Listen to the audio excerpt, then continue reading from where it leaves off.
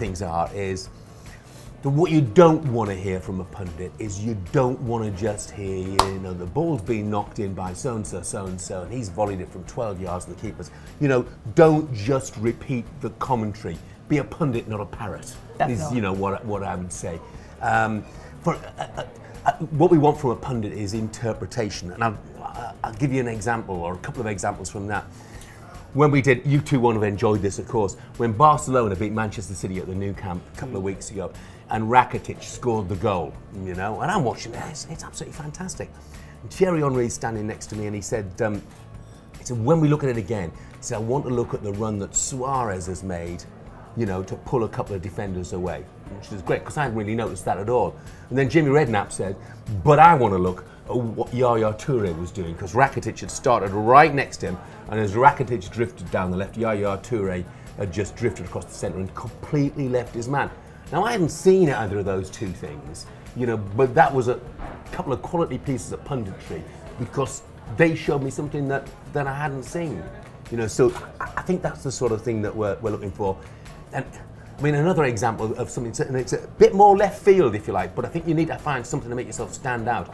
Remember when Matt Phillips scored that sensational goal from like 40 yards? Stunning. Absolute stunning for Queen's Park Rangers at Crystal Palace. And they're losing 3-1 and they want to get on with the game.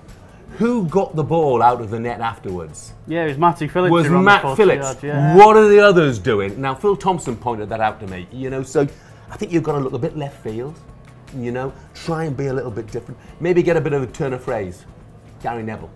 I mean, when he described, you know, David Luiz as a, you know, PlayStation player.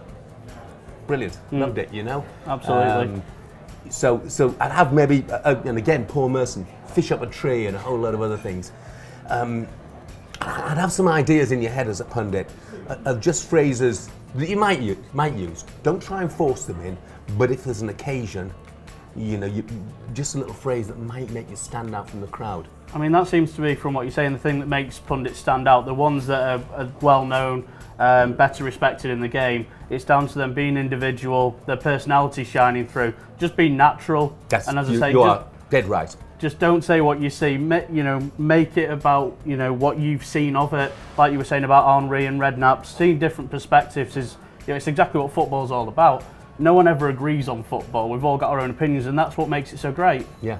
And even if you're the only one with that opinion, as long as you can make a good case for it, exactly, that's fantastic. You know, it makes people think, it's thought-provoking.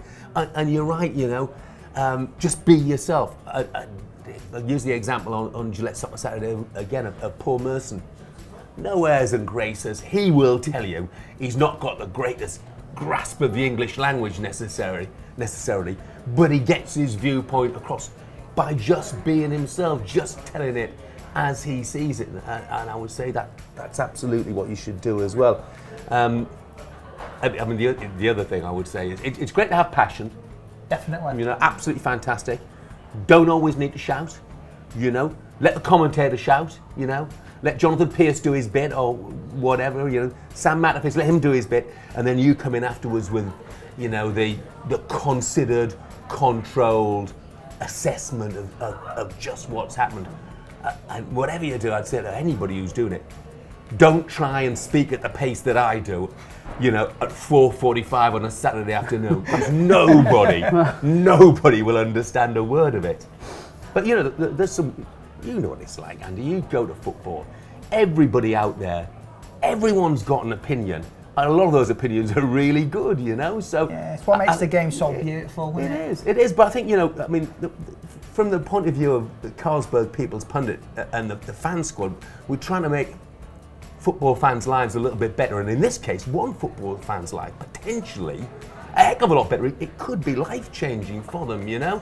They'll have a voice. They'll have a voice, because one of the things that irritates me sometimes, or used to, that was for sure, is if you're in the middle of an argument with an ex-pro and you're getting the better of it, you know, they resort to, what do you know? You never played the game.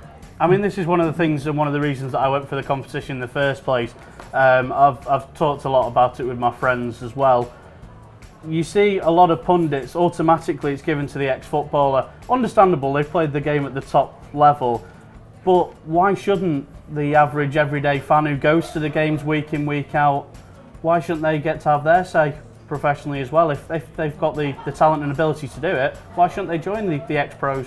I think it's a great idea. It's never been done before, so let's hear the voice of the fan. Let's hear them having their say, you know, live on radio, and who knows, a few years time they might have my job.